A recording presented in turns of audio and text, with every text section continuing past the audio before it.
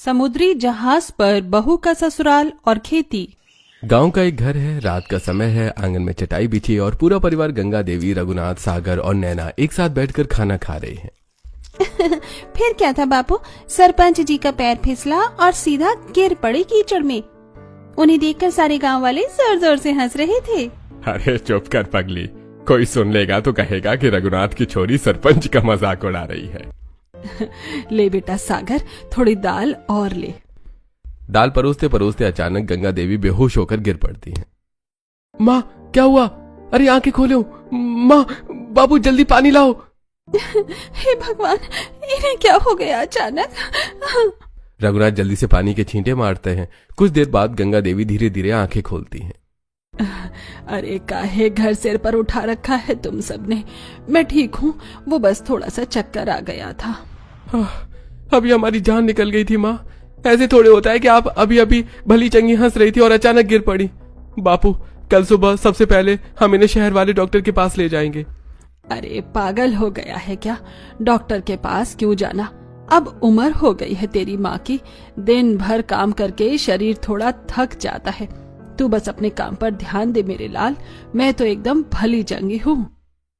अगली शाम का समय, समंदर के बीचों बीच सागर अपनी मोटर बोट में ढेर सारा सामान लादे जा रहा है। तभी अचानक बोट का इंजन बंद हो जाता है। अरे चालू हो जा भाई, अभी क्यों धोखा दे रहा है? अरे सागर पूरी ताकत लगाता है लेकिन इंजन स्टार्ट नहीं होता और तभी मौसम बिगड़ने लगता है।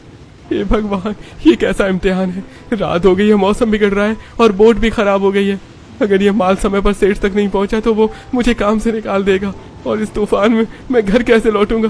हे भगवान, अब मेरा क्या होगा? तभी एक छोटी मोटर बोट तेजी से सागर की तरफ आती है। उस बोट पर झुमकी खड़ी थी। अरे इतनी रात गई, इस तूफान के बीच समुद्र में क्या कर रही हो? मेरी बोट खराब हो गई है। बोट का इंजन चालू नहीं हो रहा है। इस पर सेठ का बहुत कीमती माल लदा है। अगर सुबह तक नहीं पहुंचा तो वो मुझे काम से निकाल देगा। और मौसम देख रही हो, मुझे तो कुछ समझ नहीं आ रहा है कि मैं क्या करूं। घबराओ मत, ये रस्सी पकड़ो और अपनी बोट की आगे बांध दो। मैं तुम्हारी बोट को खींचकर अपने गांव के किनारे तक ले चलती हूँ। पर तुम्हारी ये छोटी बोट मेरी इस भारी बोट को खींच पाएगी क्या? तुम बस रस्सी मजबूती से बांधो, बाकी मुझ पर और मेरी बोट पर छोड़ दो। झुमकी एक मोटी रस्सी फेंककर सागर की बोट को अपनी बोट से बांधती है और फिर उसे किनारे तक खींच लाती है।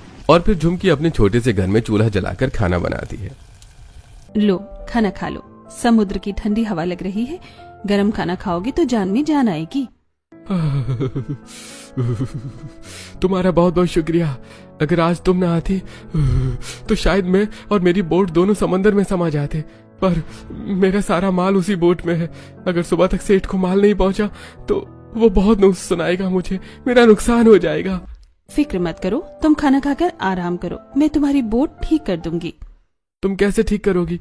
समुद्र किनारे पली बड़ी हूँ। इन लहरों और मशीनों से मेरी पुरानी दोस्ती है। तुम फिक्र मत करो, तुम्हारी बोट सुबह तक ठीक हो जाएगी। आधी रात का समय हो जाता है। झुमकी समंदर किनारे खड़ी सागर की बोट को ठीक कर रही थी। सागर दूर खड़े होकर ये सब देख रहा था। कैसी लड़की है ये? किसी अनजान की मदद के लिए पूरी रात अपनी नींद खराब कर रही है। इस टाइम शायद ही कोई ऐसा होगा जो किसी अनजान के लिए इतना कुछ कर सकता है। सागर झुमकी के पास जाता है। बहुत रात हो गई है, तुम थक गई होगी, थोड़ी देर आराम कर लो। थकावट तो तब होगी ना जब काम पूरा होगा। बस थोड़ा सा काम और बाकी है। काम खत्म करके ही मुझे सोना अच्छा लगता है। तुम बहुत अलग हो, बहुत ज्यादा अलग। अगली सुबह तक बोट झुमकी ठीक कर देती है। सुबह होते ही सागर अपनी बोट लेकर वहां से चला जाता है। कुछ समय बीत जाता है और दोपहर हो जाती है। सागर अपने घर वापस आ चुका था। पूरा परिवार आंगन में बैठा हुआ था। सागर, आज सरपंच जी की पत्नी आई थी। वो तेरी शादी की बात छेड़ रही थी और बोल रही थी कि अब तो अपने बेटे की शादी कर दो। और वैसे तो ठीक ही कह रही थी, तेरी उम्र भी हो गई है अब, और तू कहे तो मैं तेरे लिए एक अच्छी संस्कारी लड़की ढूंढ लूं जो इस घर को सही से संभाल सके। माँ, लड़की तो एक है। कल रात जब मैं समंदर में फंस गया था ना, तो उसी ने मेरी जान बचाई। रात भर जागकर मेरी बोट ठीक की और मुझे खाना भी खिलाया। ओहो, तो भैया का दिल समुद्र में किसी जलपरी पर आ गया है। अरे वाह, इस कलयुग में भी ऐसी दयालु लड़कियां हैं जो अनजानों के लिए रात भर जागती हैं। सच कहूं तो वो लड़की तो साक्षात लक्ष्मी होगी, जिसके भी घर जाएगी भाग खोल देगी।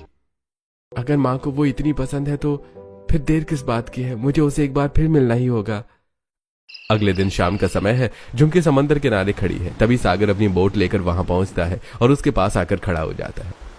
अरे तुम, बोट फिर से खराब हो गई है क्या? बोट तो ठीक है, पर मेरे दिल का इंजन थोड़ा सा खराब हो गया है। झुमकी, कल रात तुमने मेरी बोट नहीं मेरी जिंदगी बचाई थी। मैं एक सीधा साधा आदमी हूँ, मुझे घुमा फिरा कर बात करनी नहीं आती। मेरी माँ को एक संस्कारी बहू चाहिए और मुझे एक अच्छी पत्नी। क्या तुम मुझसे शादी करोगी? तुम ये क्या कह रहे हो? मैं एक अनाथ लड़की हूँ, मेरा इस दुनिया में कोई नहीं है, ना मेरे पास देने को कुछ है, ना कोई मेरा कन्यादान करने वाला है। मैं तुम्हारे लायक नहीं हूँ। अरे, जिसका कोई नहीं होता उसका खुदा होता है, और आज से मैं हूँ तुम्हारा अपना। मेरी माँ तुम्हें बहू नहीं बेटी बनाकर रखेंगी। बोलो, मंजूर है? हाँ, मंजूर है। समय बीत जाता है और सागर झुमकी की शादी हो जाती है। झुमकी अपनी ससुराल पहुंच चुकी थी। आज उसका गृह प्रवेश हो रहा था। अरे गंगा, तेरे तो सच में भाग खुल गई। चांद से बहू आई है तेरे अंगना में। अरे काकी, ये सिर्फ सुंदर ही नहीं है, इसके तो चर्चे पूरे गांव में है। ये वही लड़की है ना जो समुद्र में खराब से खराब बोट की मोटर को चुटकियों में ठीक कर देती है। हाँ काकी, मेरी बहू में तो सरस्वती और लक्ष्मी दोनों का वास है। मेरी तो बरसों की मुराद पूरी हो गई आज। कुछ समय बीत जाता है और झुमकी का गृह प्रवेश हो जाता है। गृह प्रवेश के बाद सारा परिवार हॉल में बैठा था और बातें कर रहा था। क्या हुआ भाभी, आप ऐसे चुप चुप क्यों हो? हमारी कोई बात बुरी लगी क्या? अरे नहीं नैना, मुझे तो आज तक किसी ने इतनी प्यार से डांटा भी नहीं। मैं तो बचपन से अनाथ रही हूँ और आज इतने सारे लोगों को अपना परिवार बुलाने में मुझे यकीन ही नहीं हो रहा है कि ये सब सच है। पगली, अनाथ कैसे है तू? आज से ये तेरा ही घर है। और सुन ले, तो इस घर की बहू बाद में है, मेरी सबसे बड़ी बेटी पहले है। आज के बाद कभी अपनी आंखों में आंसू मत लाना, वरना ये माँ बहुत डांटेगी तुझे। अगली सुबह झुमकी सबसे जल्दी उठती है, घर का सारा काम करने लगती है। तभी गंगा देवी उठती है और उसे देखकर हैरान रह जाती हैं। अरे बिटिया, तू इतनी सुबह उठ गई, मुझे उठा लेती ना, मैं तेरी मदद कर देती। पहली रसोई है, अकेले इतना काम कैसे करेगी तू?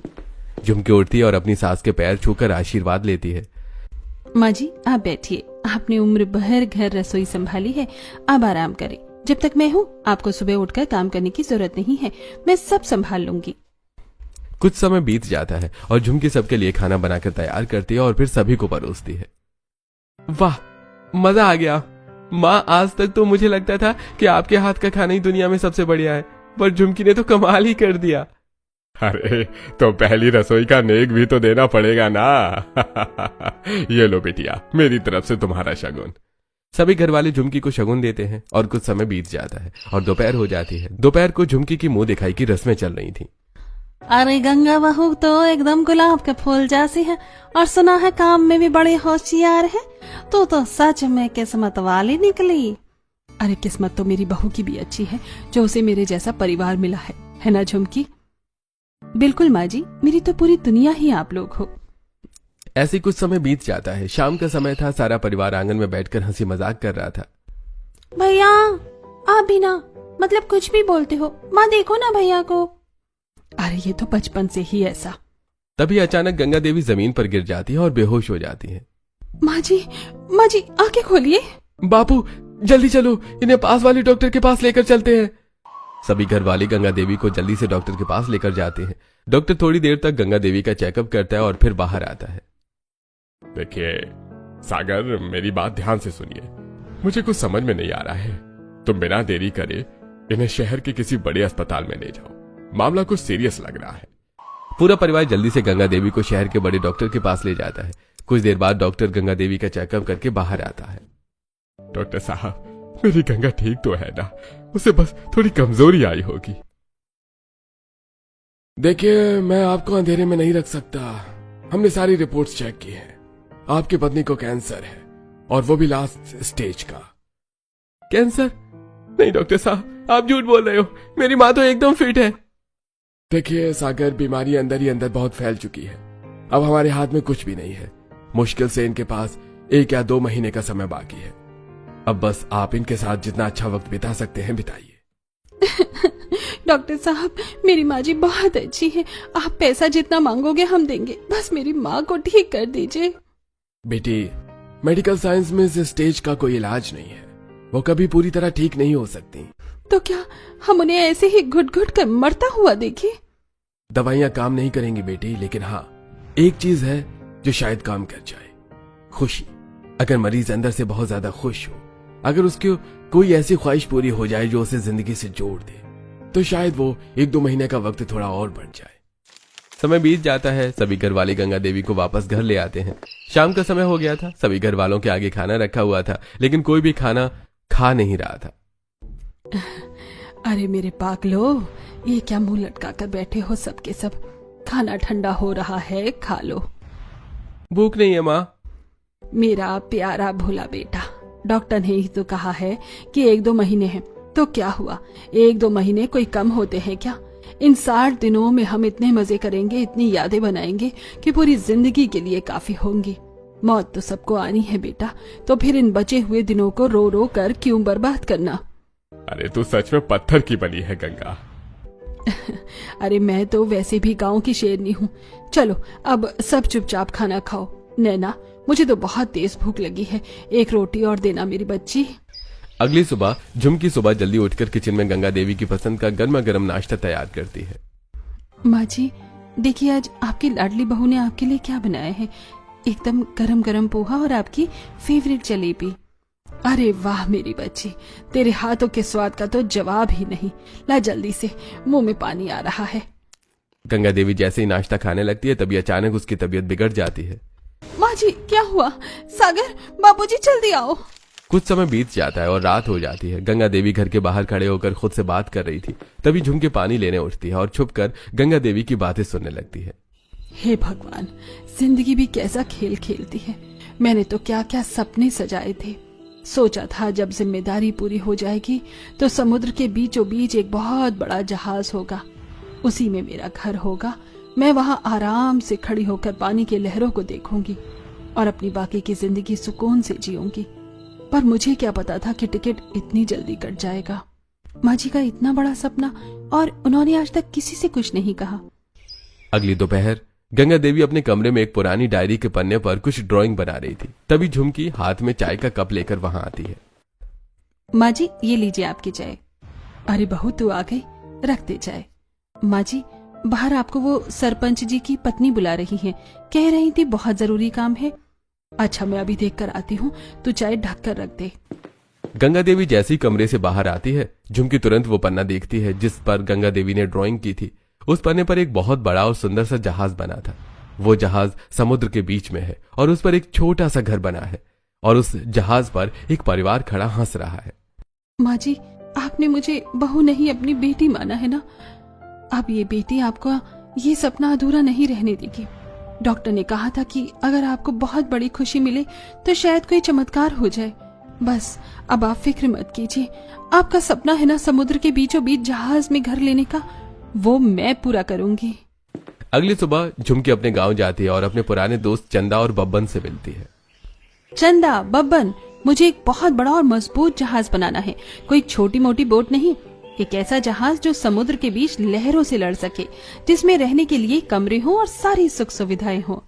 अरे ओ झुमकी रानी, तेरा दिमाग तो ठीक है ना? टाइटैनिक बनाना है क्या तुझे? ये संभव नहीं है। हम ठहरे गरीब मछुआरे, इतना बड़ा जहाज हम 3 लोग कैसे बनाएंगे? बकवास बंद कर बब्बन, ये झुमकी है जो ठान ले करके दिखाती है। पर झुमकी, बात इसकी सही है, मेहनत बहुत लगेगी, हम दिन रात लगेंगे, पर क्या ये हो पाएगा? होना पड़ेगा चंदा, ये किसी व्यापार के लिए नहीं, मेरी माँ जी की जिंदगी का सवाल है। हम तीनों मिलकर अपने हाथों से वो जहाज बनाएंगे। बस मुझे तुम दोनों का साथ चाहिए। बोलो, दोगे साथ? अरे अब तूने माँ जी का नाम ले लिया तो ये बब्बन पीछे कैसे हटेगा? जान लगा देंगे हम। पर देख झुमकी, मेहनत तो हम कर लेंगे, लेकिन जहाज बनाने के लिए बड़ी बड़ी मोटर चाहिए होंगी, वेल्डिंग का सामान, जनरेटर, इन सब में तो बहुत पैसा लगेगा। वो रोकड़ा हम कहाँ से लाएंगे? हमारे पास तो फूटी कौड़ी नहीं है। हाँ झुमकी, बब्बन सही कह रहा है। पैसे की फिक्र तुम लोग मत करो, वो मेरे ऊपर छोड़ दो। जहाज के लिए जितना भी पैसा लगेगा वो मैं कमाऊंगी, तुम बस काम शुरू करने की तैयारी करो। झुमकी जल्दी से गांव के किराने वाले के पास पहुंचती है। लाला जी, मुझे काम की बहुत सख्त जरूरत है। मैं सुबह से लेकर रात तक आपकी दुकान का सारा माल चढ़ाने उतारने का काम करूंगी। बस मुझे अच्छे पैसे चाहिए। लाला जी मान जाते हैं। झुमकी दिन भर चिलचिलाती धूप में बोरे उठाती है और शाम को जो पैसे मिलते हैं उन्हें लेकर वो मार्केट जाती है और वहां से जनरेटर और मोटर के पार्ट्स खरीदती है और फिर थोड़ी देर तक जहाज का काम करके थक कर वो अपने घर पहुंचती है। इतनी रात गए कहाँ से आ रही है बहू? और ये तेरी हालत कैसी हो रही है? सुबह की गई है तू, इस वक्त लौट रही है। वो माँ जी, मैं तो वो बस गांव वाली बड़े मंदिर में गई थी। वहाँ भजन कीर्तन चल रहा था ना, तो पंडित जी ने रुकने को कह दिया। आपके लिए ही मन्नत मांग रही थी। मन्नत मांगने के लिए क्या रात के 11 बजे तक रुकना जरूरी है? अब जा, हाथ मुंह धो, खाना खा और सो जा। झुमकी चुपचाप अपने कमरे में जाती है, खाना खाती है और सो जाती है। अगली सुबह झुमकी फिर से अपने गांव पहुंचती है। समंदर किनारे पहले से ही बब्बन और चंदा जहाज के काम में लगे हुए थे। आ गई हमारी महारानी। देख झुमकी, तेरी इस टाइटेनिक का काम बस खत्म ही समझ। कल रात जो इंजन सेट किया था वो एकदम मक्खन की तरह चल रहा है। सच में झुमकी, मुझे तो यकीन ही नहीं हो रहा कि हम तीनों ने मिलकर ये महल खड़ा कर दिया। हमारी दिन रात की मेहनत रंग लाई है। बस कुछ दिन और, फिर देखना मेरी माँ जी इस जहाज को देखकर अपनी सारी बीमारी भूल जाएंगी। चलो जल्दी से बाकी का काम निपटाते हैं। समय बीत जाता है और रात हो जाती है। झुमकी सारा काम खत्म करके थकी हारी वापस अपने घर लौटती है। कहाँ थी तू? जवाब दे झुमकी, तूने इस घर को सराय समझ लिया है क्या? जब मर्जी आई, जब मर्जी चली गई और फिर लौट आई। माँ जी, वो मैं क्या वो मैं? एक तो मेरी बीमारी ने मुझे खाट पर डाल दिया है, ऊपर से तू मेरी जान निकालने पर तुली हुई है। गांव वाले तरह तरह की बातें बना रहे हैं। झुमकी बिना कोई जवाब दिए अपने कमरे में चली जाती है। अगली सुबह झुमकी अपने गांव जा रही थी, तभी गंगा देवी उसे रोक लेती है। रुक जा वहीं, आज तो इस चौखट के बाहर पैर नहीं रखेगी। और सच सच बता, कहीं तेरा बाहर कोई चक्कर वक्कर तो नहीं चल रहा है? कौन है वो जिसके लिए तू इस बीमार सास और अपने पति को धोखा दे रही है? माँ जी, आप ये क्या कह रही हैं?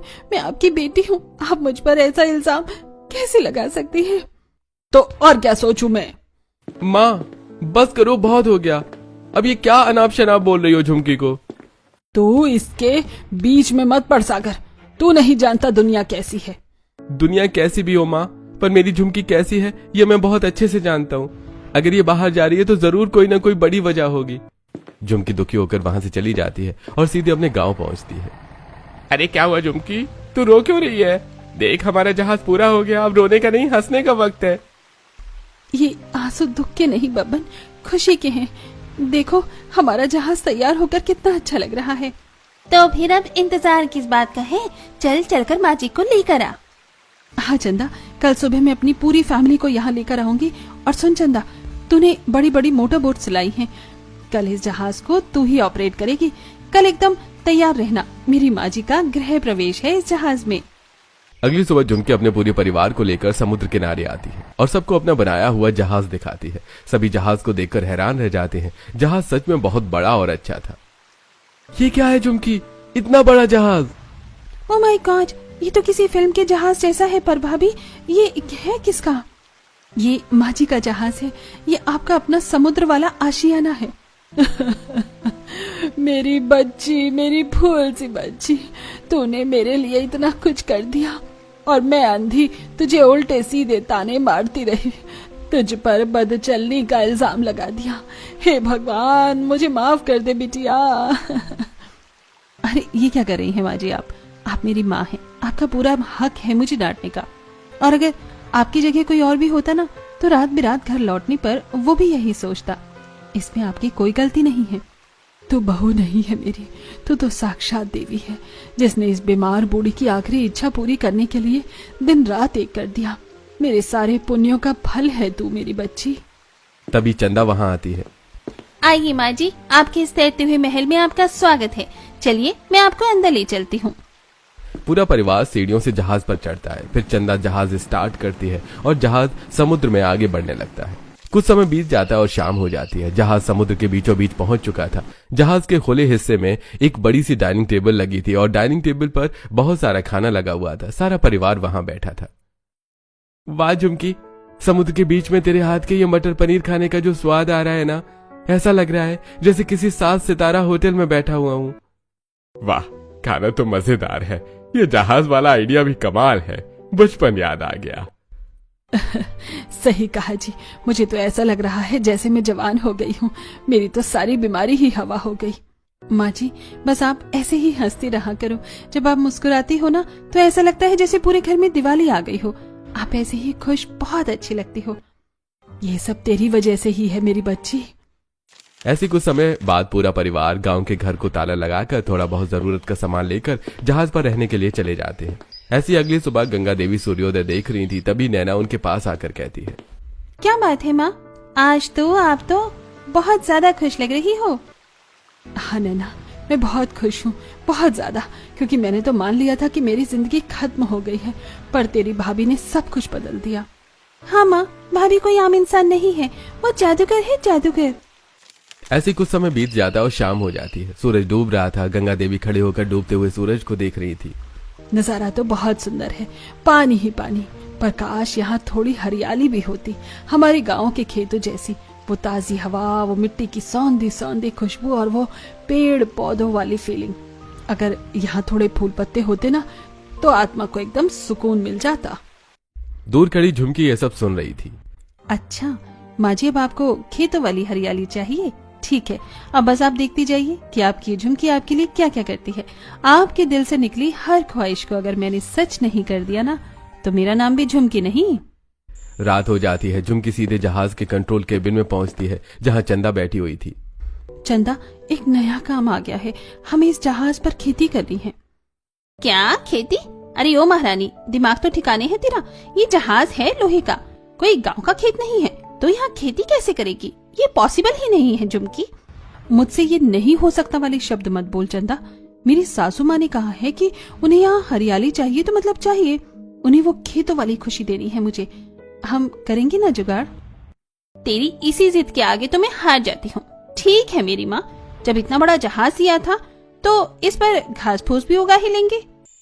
रात के 12 बज रहे थे। जहाज पर पूरा परिवार नींद सो चुका था। जहाज पर एक छोटी मोटर बोट थी, जिसमें बैठकर चंदा और झुमकी गांव की तरफ बढ़ रही थी। अरे झुमकी, अगर किसी ने हमें इतनी रात को मिट्टी खोदते देख लिया तो सोचेंगे कि हम चुड़ैले हैं। दोनों गांव किनारे पहुंचकर जल्दी जल्दी मिट्टी खोदती हैं, बोरों में भरकर बोट से जहाज तक ले जाती हैं। यही सिलसिला रात भर चलता है और सुबह तक चंदा झुमकी बहुत मिट्टी इकट्ठा कर लेती है। ले झुमकी, हो गई मिट्टी इकट्ठा, अब तो खुश है ना? अभी और भी काम करना है चंदा, ये तो बस शुरुआत है। अगली सुबह जब सारा परिवार जहाज पर इतनी सारी मिट्टी देखता है तो सभी हैरान रह जाते हैं। अरे बाप रे, ये रात भर में हमारे जहाज पर मिट्टी का पहाड़ कहां से आ गया? हम तो समंदर के बीचों बीच है ना। मुझे तो कुछ समझ नहीं आ रहा है बेटा, ये मिट्टी यहाँ लाया कौन है?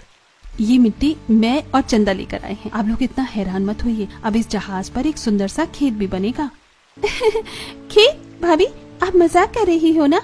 जहाज पर खेत कैसे बन सकता है? अरे आप लोग फिक्र मत कीजिए, यहाँ खेत बहुत अच्छे से बनेगा और उसमें बहुत सुंदर सुंदर पौधे भी लगेंगे। बस कुछ दिनों की बात है। मुझे पता है झुमकी, उस शाम मैंने समुद्र को देखते हुए जो कहा था वो तूने सुन लिया था ना। उसी के लिए तू रात भर जागकर ये मिट्टी लेकर आई है ना। माँ जी आप फिक्र मत कीजिए, बस आप देखती जाइए कि आपकी ये झुमकी आपके लिए क्या क्या करती है।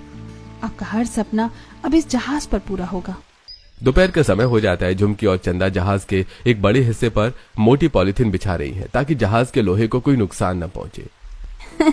झुमकी, अगर किसी को पता चला कि हम जहाज पर खेती कर रहे हैं तो लोग हमें पागल कहेंगे और मजाक उड़ाएंगे।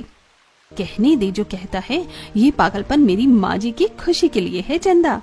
दोनों मिलकर उस पॉलिथीन पर मिट्टी बिछा देती हैं और चंदा ने कुछ पुराने डिब्बों को काट कर स्टाइलिश गमले बना दिए थे। यहाँ हम टमाटर लगाएंगे, यहाँ हरी मिर्च और उस तरफ कुछ फूल के पौधे लगाएंगे। चंदा जल्दी से खेत की चारों तरफ लकड़ी की मजबूत बाउंड्री भी तैयार कर देती है। और ये बन गई हमारी खेत की बाउंड्री। ले झुमकी, अब इसमें बस पानी डाल दे और तैयार हो गया हमारा खेत। ऐसी कुछ समय बीत जाता है। झुमकी ने रसोई के कचरे और वेस्ट सब्जियों से खेत के लिए अच्छी खाद भी बनाई थी, जिससे पौधे और अच्छे उग रहे थे। कुछ और समय बीत जाता है और अब खेत पूरी तरह से हरा भरा हो चुका था। हे मेरे भगवान, ये मैं सपना तो नहीं देख रही। समुद्र के बीच मेरे गांव की मिट्टी की खुशबू, ये हरियाली, ये सब सच में है। मुझे तो यकीन ही नहीं हो रहा। कैसा लगा आपको आपका ये खेत माँ जी? क्या कहूँ मैं तुझे, ये तो बस मैंने एक बार सपने में सोचा था, कभी नहीं सोचा था कि ऐसा हकीकत में भी हो सकता है। तूने तो मेरा वो हर सपना सच कर दिया जो मैंने सोचा था। मेरी बहू तो इस दुनिया की सबसे बेस्ट बहू है। बस बस माँ जी, मुझे रुलाइए मत। अगले दिन सुबह का समय था, सूरज उग रहा था। सारा परिवार हरे भरे खेत में बैठा हुआ था और सभी चाय नाश्ता कर रहे थे और सभी बहुत खुश थे। बापू, कसम से मुझे तो ऐसा लग रहा है जैसे मैं अपने गांव के पुराने वाले खेत में बैठा हूँ। बस दूर से कोई ट्रैक्टर की आवाज आ जाए तो मजा ही आ जाए। भैया ट्रैक्टर तो नहीं है, पर हमारी कैप्टन चंदा का इंजन जरूर आवाज कर रहा है। अरे मजे लो इस ठंडी हवा के। आज तो मैं अपने हाथों से लौकी तोड़ूंगी और शाम को लौकी का हलवा बनाऊंगी तुम सबके लिए। ऐसे कुछ समय बीत जाता है और रात हो जाती है। सारा परिवार सो चुका था। तभी समुद्र में एक और जहाज आता है जो कि समुद्र के लुटेरों का जहाज था। ए सरदार जी, उधर देखो, उस जहाज पर तो सारा पूरा बगीचा लगा हुआ है। पक्का अंदर कोई बहुत बड़ा स्टेट पार्टी है। आज तो मोटा माल हाथ लगेगा। अरे तो देर किस बात की है, डालो रस्सियां, लूट लो सब कुछ। सभी लुटेरे जल्दी से रस्सियों के सहारे जहाज पर पहुंच जाते हैं। उठ जाओ सबके साथ, जो भी माल पानी है चुपचाप निकाल कर बाहर रख दो, वरना आज कोई जिंदा नहीं बचेगा। शोर सुनकर सभी घर वाले जाग जाते हैं और जल्दी से बाहर निकलते हैं। कौन हो तुम लोग और हमारे जहाज पर कैसे आए? खबरदार जो मेरे बच्चों को हाथ भी लगाया। अरे ओ बढ़िया, तू बड़ी झांसी की रानी बन रही है। ये जो हाथ में सोने की चूड़ियां पहनी है ना, जल्दी से निकाल कर दे दे, वरना यहीं तेरा काम तमाम कर दूंगा। झुमकी और चंदा कंट्रोल केबिन के पास खड़ी होकर ये सब देख रही थी। फिर झुमकी और चंदा जल्दी से लुटेरों के सामने आती हैं। बाप रे बाप, बचाओ, शार्क, बहुत बड़ी शार्क आ गई जहाज पर, पीछे देखो, शार्क। शार्क का नाम सुनते ही सारे लुटेरे घबराकर एकदम से पीछे समंदर की तरफ पलटकर देखने लगते हैं। इसी हड़बड़ी का फायदा उठाकर चंपा चुपचाप एक बड़ा सा इंजन ऑयल का डिब्बा लाती है और फर्श पर पूरा तेल फैला देती है। अबे कहाँ है शार्क? मुझे तो कुछ नहीं दिख रही है।